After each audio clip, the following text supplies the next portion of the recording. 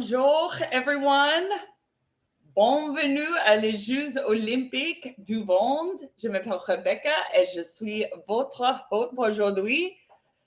Good to see everyone. Happy Monday to everyone out there. It is an incredible Monday. I think it's day, 1, 2, 3 of the actual live competition Olympics. I hope that everyone's gotten the opportunity to jump in to see who's winning what, who's doing what in terms of the events. I know that there are some pretty early leads from Simone Biles, which is really cool to see. So this is not quite as exciting as the real Olympics, but very close. This is the Sales Olympics. So we are going to be covering an incredible topic today, a great, meaty topic. But this is going to be on the problems that you solve for your buyers. So welcome to everyone who's watching and tuning in live.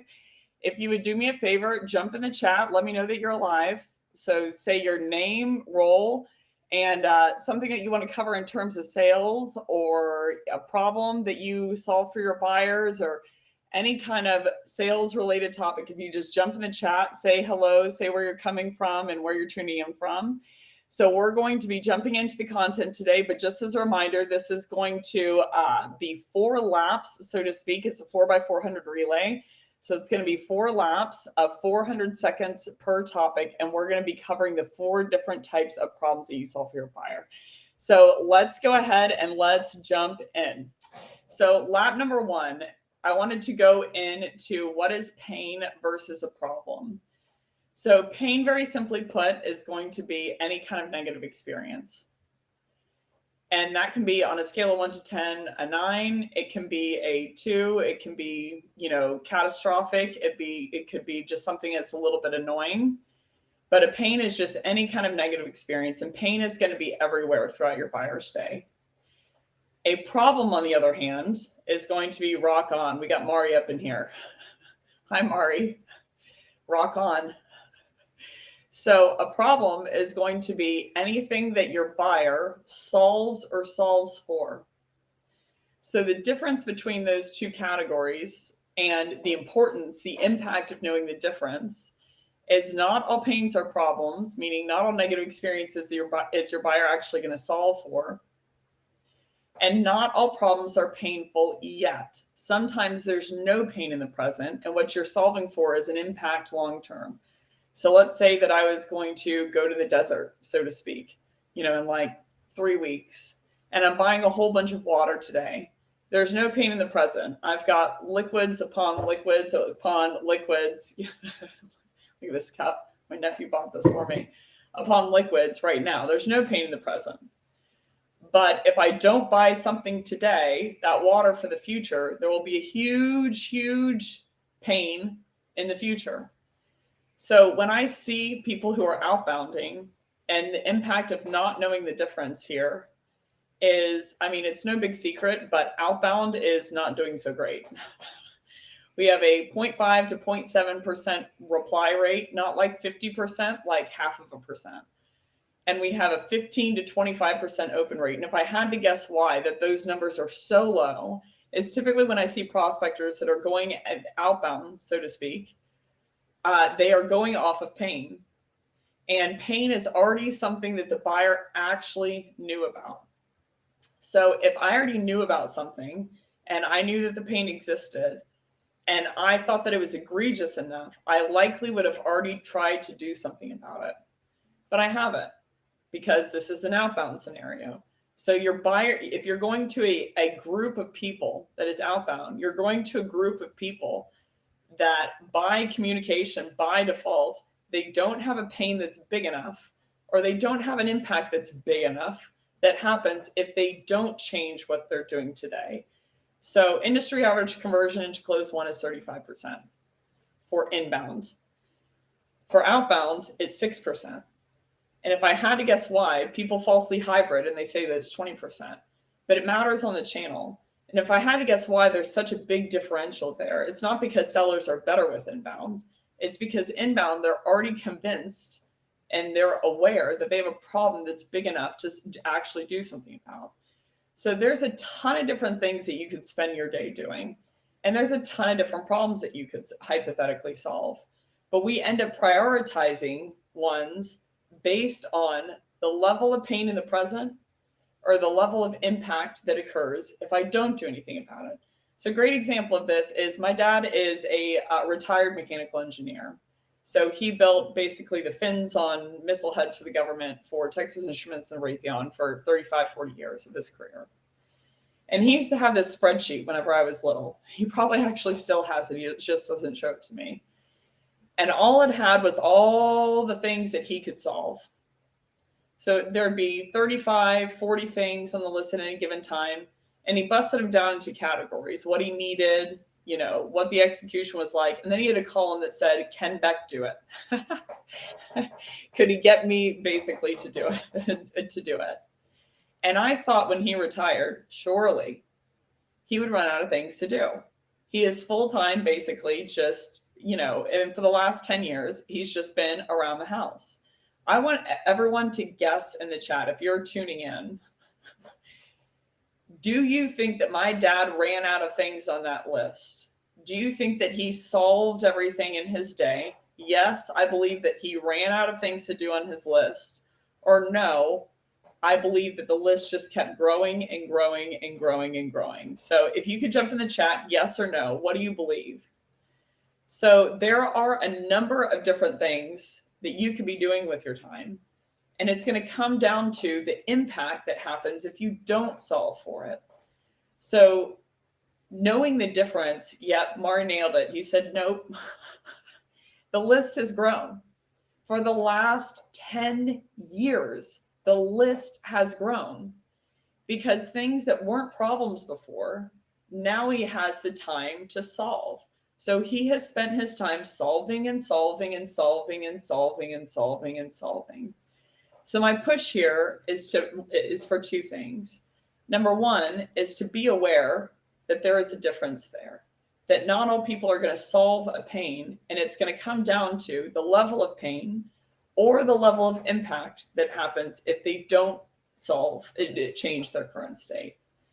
But the second thing is when you're going outbound, so again, 0.5 to 0.7% reply rate. So I would be after diagnosing things that they didn't know. So beforehand, they were willing to stay static based on what they did know. But because of something that you found, either a future impact that you found or a persona impact that you found or horizontal impact that you found, they are now willing to do something about it. So a great example was my TV. I had a lot of pain. I would turn off the TV, turn on the TV, turn it off, turn it on, turn my Netflix off, turn my Netflix on, turn my TV off, and turn my TV on to get it to work. That's a lot of pain. It took about 2 minutes. But I never did anything about it until there was an impact that was big enough, right? So if the pain had grown from 2 minutes to 2 hours, I would have solved for it. Or the impact was big enough if I didn't solve for it. So I want to see if anyone can guess, we're running up on time here, what was the impact that came into play that made me find a better process to solve for my TV? We'll see if anyone can guess it in the chat, what the impact was. It was introduced to me that essentially made me go to the actual store and in French, barter for a télécommandé, a new remote, basically with someone. We'll see if anyone can guess it. But I just recently solved for it after close to over 1.5 years of living here with that quote unquote pain. So we're going to shove off here while everyone guesses, and we're going to go into lap 2. So the lap 1, just as a reminder, is there's a difference in a pain and a problem. A pain, yes, Mari got it. Mari got it. Dang, Mari. All of a sudden, the Olympics came up. And so I knew that essentially if I didn't fix this process, I wouldn't be able to see the Olympics. So I went to the store. There was pain to go to the store, but it wasn't quite as painful as missing the Olympics. So that's why I prioritize having a lesser pain than having the bigger pain of missing the Olympics. So we're going to go into lap 2, which is the 3 types of problems. So we're going to start with the business problem. So we've covered in previous sessions. I know that if y'all could go into the chat, yes or no. Yes, I have seen all of the sessions so far. No, I haven't seen all the sessions so far. If y'all could do that in the meantime. But how someone's anchoring a problem is according to their metrics. So there's 3 types of metrics. We're going to cover each one as we go. But the lagging indicator of a persona is going to be the final metric that they're hired and fired to drive. So for football matches, it's going to be won games and goals scored. For a sales rep, it's going to be quota attainment, close 1 ARR. For an SDR, it's going to be booked meetings. For customer success, it's going to be renewal. For IT directors, it's going to be server uptime. For CFOs, it's going to be gross profit margin. For HR, it's going to be employee churn. So this is the final metric that they are hired and fired, promoted and demoted to drive. So why I bring that up first is a business problem is always anchored around that persona's lagging indicator. So the business problem only has 2 pieces to it, and we're going to see if people can guess the questions here. So if you can guess these questions of what you should ask, you are better than 99.9% of the sellers I know. So the business problem, the equation, is simply put, the lagging indicator goal minus the lagging indicator achievement. So for HR, for instance, the business problem is my goal is 95% employee retention. That's what my internal KPI and metric is. And my current employee retention is 80%. So the business problem is 15% employee retention. That's the size of the business problem. For, let's say, customer success, the lagging indicator for them is client renewal, customer renewal. So let's say that their internal goal is 98% of renewal for customers, and their current attainment is 90%. That's how many customers they're currently retaining. So the business problem is 8% additional clients renewing that they need. So it's that space in between what is their goal and what is their current attainment. So a low-hanging fruit here, or 2 low-hanging fruit, and then we're going to go into the questions. Number 1 is a business problem is always in relationship to a lagging indicator metric. So you simply put, as a product, as a company, don't solve just 3 business problems. You solve likely 2 or 3 business problems per persona. So if I'm in marketing, I don't care about the customer renewal. If I'm in marketing and the building is too hot and everyone has to go home, it doesn't matter to me. I'm not the facilities director. So that's the first tip, is the business problem is always anchored to the persona. So if you just want to Google your buyer persona's metrics, that is the hotbed for where you'll find the business problem and what they want to actually change. Now, the impact, which we're going to go into tomorrow, is why they want to change the business problem. But the business problem is just the size of that space between what is their current attainment for their lagging indicator versus what is the goal internally. The second low-hanging fruit is it's not how much they want. So it's not how much server uptime do they have right now versus how much server uptime do they want. Then if you ask someone that, you're like, how much server uptime do you want? They're like 100%. Or if I'm like, how many customers do you want to renew? They're like 100%. How many employees do you want to renew? 100%. How many more sales do you want? I want billions, unlimited. But the size of the problem is dictated on their goal internally minus where they are today. So I'm going to pick a persona. The persona is marketing. Let's see if anyone can guess this. So as a reminder, the business problem is the size of the goal minus the attainment. So the lagging indicator for marketing is MQLs. Let's say you only had 2 questions that you could ask this marketer. what are the two questions that you would have to ask to understand the size of the business problem that they're trying to solve? Let's see if anyone can guess them. So again, the lagging indicator for them is MQLs. That's the one that you're working with for this marketer. What are the two questions that you would have to ask a marketer about MQL to understand what's the difference between your lead? There you go. Y'all are brilliant. Kirsten, Bob, shout out. Y'all just did something that, I kid you not, 99.9% of sellers can't or don't or won't do. So Kirsten said, what's your goal of MQL? Where are you right now? Bob Harper said, what's the difference between your lead generation target and your actual result? So for everyone out there, that is the size of the pain of the business problem. So only two questions you have to ask to find it is, what is the goal of the sales rep? What's the quota? And where are they at right now? And that is the size of the business problem anchored for that persona in specific amongst the other personas. Brilliant. Kirsten, Bob, gold medal to you both. You share a gold. This is the first Olympics that people are going to share a gold. Bob Harper and Kirsten Ferris are going to share the gold. So that is the business problem. And that's according to the lagging indicator. So let's go into lap number 3. So this is the second type of problem that you're going to solve. So the business problem is the highest level problem, right? So, and this is according to the lagging indicator. The second problem that's mid is a tactical problem. And a tactical problem is always attached to a leaning indicator.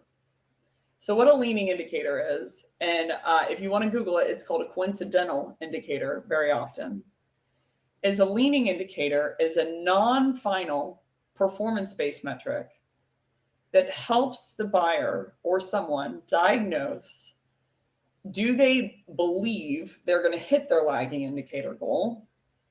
And if not, it helps them diagnose which leading indicator they need to change.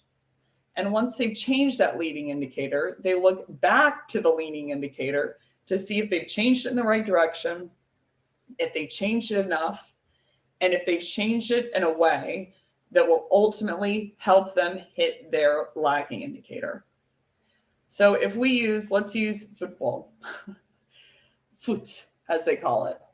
So the lagging indicator is goals scored in games won. Let's see if anyone can guess, what is a leaning indicator for soccer, football, that is measured during the game that helps them predict, it's not the final metric, but it helps them predict, do they believe that they're going to actually score enough goals to win against the other team? And if they don't believe that, they'll look at that metric to diagnose what is the thing that they need to change. And once they've changed it, they'll look back to the metric to see if it's gone up or gone down. So the question is, the lagging indicator for football, soccer, is goals scored.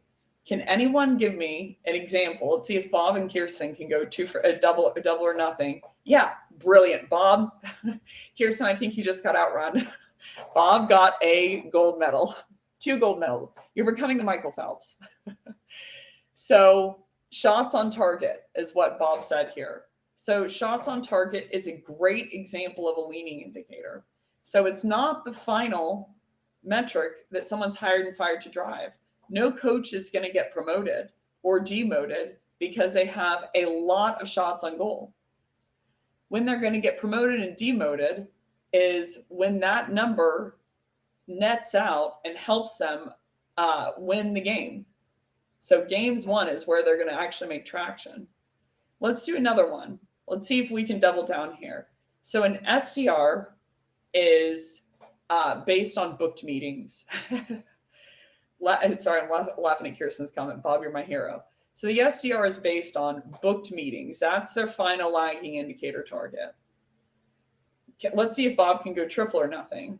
What is a leaning indicator it's a performance-based indicator that SDRs look for to see, are they on the right or wrong path with their emails? And do they believe that with this leading indicator, they're going to ultimately hit their booked meetings goal? And people are obsessed with there's two in specific that I'm thinking of. They're obsessed with these two numbers. And they're looking at these two indicators to see, did I write a good or bad email? Do I believe Justin got it? Dang, Justin coming up strong from the flank. Email open rates. So they're looking at, and Mari got it too. Email open rates and email. There's another one. Let's see if anyone can guess the other one. So open rate is one of them. And there's a second one that SDRs are constantly looking towards. So reply rate, Heather, she came in hot with both. Heather just trumped. She put the it almost reminds me of the rock paper scissors card, when there's a card that you can just say ultimate universe and you basically blank out everyone. Is what Heather just did. So email open rates and reply rates, two great examples of leading indicators. You can't go to your boss and say, I have a 95% reply rate, so I should get promoted. You can, however, hypothetically go to someone and warrant a raise or a promotion if that 95% open rate was helping you understand or helping you be 3x past your quota. So people are going to look at these open rates or reply rates, or for football, for instance, it would be possession rate or shots on goal. And if my email open rate is very, very low, let's say low being defined as it's 10%, I'm like, I don't believe with this open rate that I am going to hit my lagging indicator goal. So I'm going to change the text of the email, and then I'm going to look back, or I'm going to change the text of the subject line, and then I'm going to look back to the leading indicator of open rate and see what direction has it gone. So if I change the subject line and it goes from 5 to 10, I'm like, I'm happy, but I still don't think, I got to change something else along with it. Email deliverability, for instance. But if it goes from 5 to 50, then I'm like, okay, I believe that will help me hit my lagging indicator goal. So the business problem is the size of what is my target for my lagging indicator minus where am I currently. The tactical problem is anchored to the leading indicator, and it's where is my leading indicator now versus where does it need to be able to hit my target. So I need a 40% open rate to hit my booked meetings of 10 SQLs. I need a 10%, or I need a 25% conversion to close one to be able to hit my final quota attainment. So the size of it is, I'm at a 6% conversion rate into close one right now. I need to get to 25. So it's a 19% closed one rate that I need. That's a tactical problem. I am at a 20% open rate, 5% open rate, and I need to get to 40. So the gap, the tactical problem, is a 35% open rate. So I'm going to change the 35% open rate to change lagging. Dang, I just got hit. That was my first one. I definitely got hit on that one. So I'm going to change the 5% open rate to hopefully to a 40% open rate to be able to hit. I'm at 3 booked meetings and I need to be at 10 booked meetings. So the tactical problem is the thing that you look to, the space between where they're at and where they need to be with their lagging indicator, or with their coincidental or leaning indicator, to be able to hit their lagging indicator goal. Now, a quick rule of thumb here, and then we're going to jump into lap 4 and close out, is if no business problem exists, no tactical problem exists, and no root cause exists. So I'm going to ask y'all this question. If you jump into the chat, if you were 4x past quota, but your conversion rate in closed one was 13%, would you change anything? Would you spend a lot of time changing anything? Would you spend a lot of money changing anything? Would you change anything at all? If you're 4x past quota, but you only had a 11 or 13% into closed one rate, would you actually change anything is the question. So as we rate our responses, I'm going to go into lap number 4, which is leading indicators. So leading indicators, and the base thing that you need to change, which is the problem, is anchored to a root cause. So business problem, think lagging; tactical problem, think leaning; and root cause, think leading. So leading indicator is a variable that you would change that you would change to basically hit your lagging indicator goal. So I want you to think of a game or a machine. Both are good analogies. Lagging indicator is the output that comes out after the game. That's when you consider it. Leading indicators, you think about during the game. And leading indicators, you evaluate before the game starts. So these are variables that you could change, that you are putting into the engine. Lagging indicator is the thing that comes out of the engine. Leading indicator are the ingredients you put in the engine. And leading indicators is you're opening up the hood in the engine to see how it's baking, how things are forming. So a leading indicator, you're going to have anywhere from 10 to 15 of these. Lagging, you'll have 1, max 3. Leading, you'll have anywhere from 5 to 10. But leading indicators, you'll have 10 to 15 that are the variables that you'll change as a persona, or you'll input as a persona, to be able to hit your lagging indicator goal. So for an SDR, for example, quality of the email, quantity of the emails you're sending, what time of day you're sending the emails, length of the email. Did you have your DKIM, DMARC, and SPF and custom tracking links set up for email deliverability, for instance? For a football team, what players am I putting in the game? What positions am I putting them in? What formation am I putting the team in? Those are things that I could hypothetically change to be able to hit my lagging indicator goal. If I'm talking a marketer, I would think about what's the text of the ad? What's the channel of the ad? What time of day am I placing it on that channel? So these are the variables that you will change. So the only difference between a leading indicator and a root cause is if there is a business problem, which one of these leading indicators do I need to change, and by how much, to be able to hit that lagging indicator? So I'll give you an example. Out of the one that I just did for SDRs, let's say that you are using pattern words in your emails. Just following up, just circling back, just bubbling us to the top of the inbox. Happy Monday. Hope you and your kids are safe during these uncertain times. My name's blank. We're the number one blank who helps blank with blank. We work with leaders just like you who struggle with blank, blank, and blank. We're the number one. Can I have 15 minutes, quick chat, quick connect, SEO, cheers, looking forward to it. Cheers, and then your name. What are we, British? I'm like, y'all, if you're British, cheers is warranted. But those are the pattern words. So let's say that you're using those. You're using 20 pattern words per email. The thing that I'm going to change, and I believe that's the root cause, because my reply rate and the time they're spending in the email is extremely low. My reply rate is 0.3%. And the time they're spending in the email is 7 seconds. So I'm like, I believe they're logging in. They saw these pattern words and they're like sales email. And so they log out of the email. So the root cause is the amount of, or the thing that I'm going to change is the amount of pattern words that I'm going to put in the email.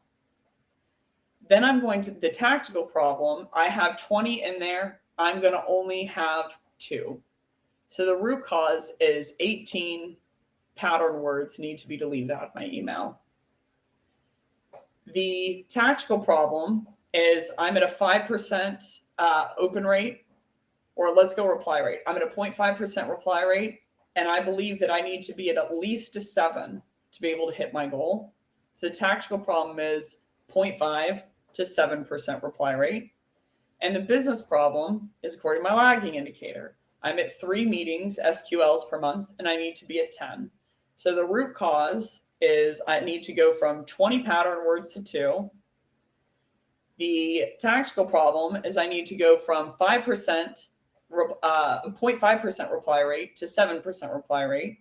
And the business problem is I need to go from 3 meetings SQLs that I'm booking a month to 10.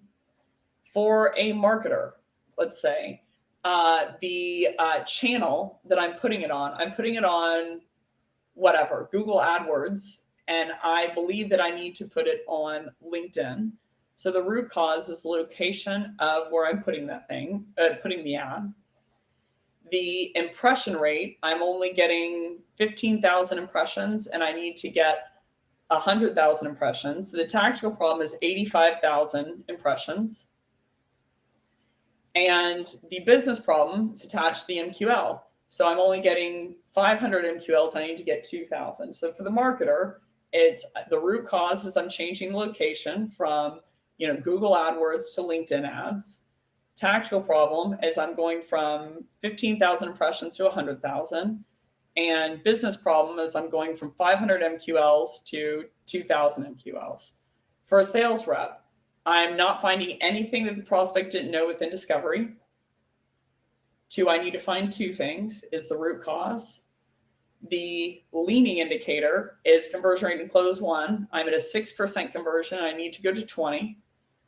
And the business problem is my close 1 target. I'm at 50K and I need to be at 200K. So you'll notice with each of these, then these problems become very, very diagnosable. So when I'm rushing in to ask questions, I'm like, what's your target? Where are you at? What's your conversion rate? How many words are you using in the point being, that is all for our time. But I'm going to close with saying this. It's either hard things, easy life, or easy things, hard life. And as a sales rep, you can either put your time in now learning what these are for the buyer, but then discovery becomes easy for you, or the vice versa. So my push to you is today, if you don't know the metrics for your buyer persona, to just hit the Google Plus tab, hit metrics for a CFO. It will take under 10 minutes, I promise, or metric KPIs for procurement, or KPIs for a SDR, or KPIs for a facilities director, and start looking to those to understand which ones of these is my buyer focused on. If I'm talking to procurement, I'm not talking about the building being too hot, right? Because even though they might care, everything is in relationship to those KPIs. So the business problem becomes easy to find, the tactical problem becomes easy to find, and the root cause becomes easy to find. The pain becomes easy to find, but most importantly, once you Google those metrics, if you find out the industry averages and you find out at what point do they cause a problem and at what point does it cause an unknown problem, that's when you can add value to your buyer. So I ask, what's your open rate? And they're like 20%. I'm like, anything less than a 50% open rate and they have an email deliverability problem.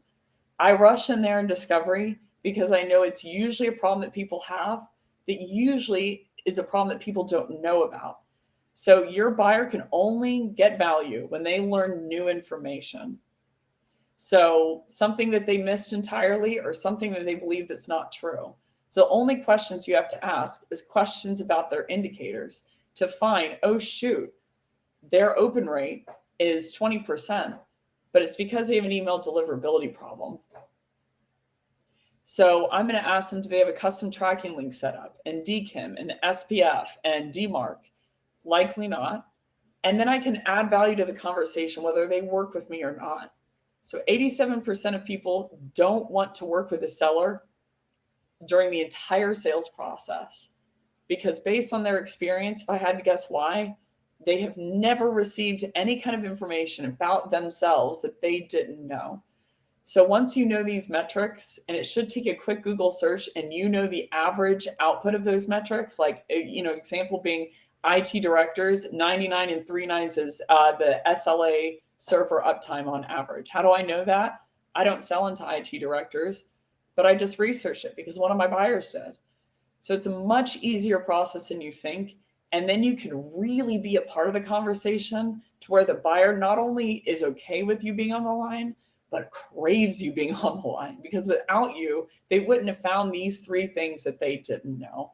So that's everything for today. Thank you so much for coming, Bob, Kirsten, everyone. I mean, these answers, Heather came in over the top. These were incredible answers, incredible engagement. Thank you so much for putting so much into this session. So this was Sales Olympics Day 4, which was 4 different problems you solve. Tune in tomorrow. We're going to have 17 days of this. So today was day 4. Tomorrow, we're going to cover the impacts. So I want to solve this business problem, but why do I want to actually solve it is going to be the impact. So we're going to cover the 4 different types of impacts and why someone actually buys tomorrow. So as always, I'm going to be more cheesy as we go here, and I'm going to be a wannabe French. I'm going to say au revoir maintenant, à demain, and merci pour tout. It is great to see you all, and I will see you tomorrow.